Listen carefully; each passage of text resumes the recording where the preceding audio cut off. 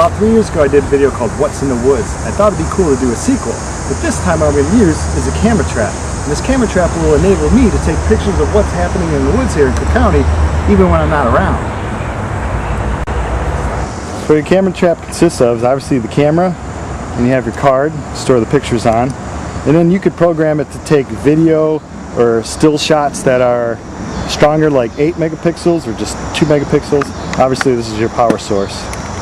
So you close that up, and anything that comes across this, be it 2 inches away or 12 feet away, it's going to take that picture and store it on that card. So what you want to do is place your camera trap obviously around the tree. You want to pick a good spot. Here we have a creek, which is a good water source obviously for the animals, and then you have a good open space and looks like a little trailhead that the animals are doing.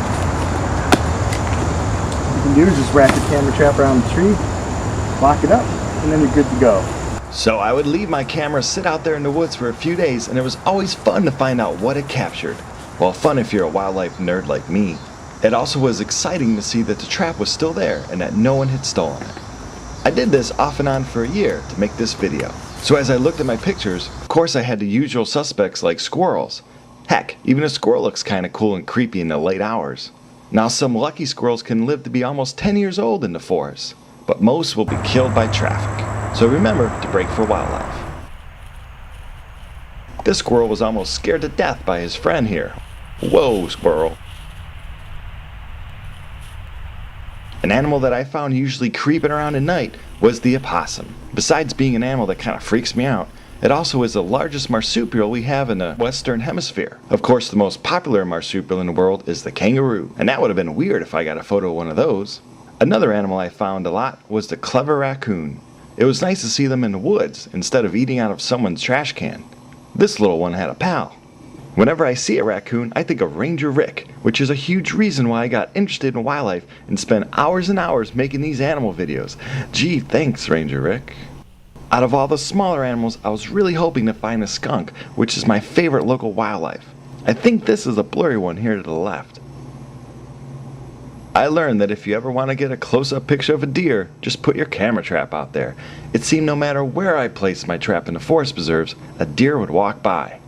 They seem to be everywhere, and this is in spite of all the vehicle collisions, hunting them, and local counties paying sharpshooters to kill or cull their herds. So the ones you see out there have survived it all, you might say. You go, white-tailed deer, the Illinois state animal. The only thing you might want to stay away from are the bucks, like this guy, when it's fall or rut season, because that's when they are crazy and horny.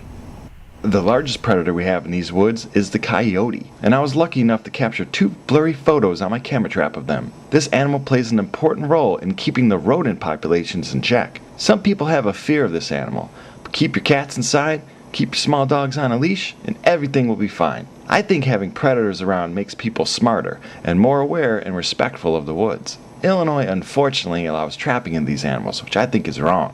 And I did see one when I was driving up to get a camera once. Speaking of seeing things, besides this human and her dog, these last 2 pictures, I have no idea what the heck is in them. I'm not crazy, I'm not saying it's Bigfoot or something, but it is interesting. Well, I hope you enjoyed this episode. Now what I want you to do is I'm anxious to see what you have in the woods around you. Hopefully a little something more interesting than these Canada geese. So, as a response video, show me pictures or video of what's in your woods if you're using the camera trap or not. And as always, thanks for watching.